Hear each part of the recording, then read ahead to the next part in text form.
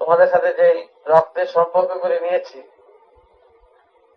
এই 60, 70, 80 জন্য আমরা যেন ডুবাতে বলে সবাই না বলি। সেই জন্য আমি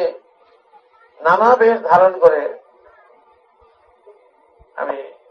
অনেক সময় এড়াবার চেষ্টা করি। তাই এইটুকু আজ তোমাদের বলে যাচ্ছি,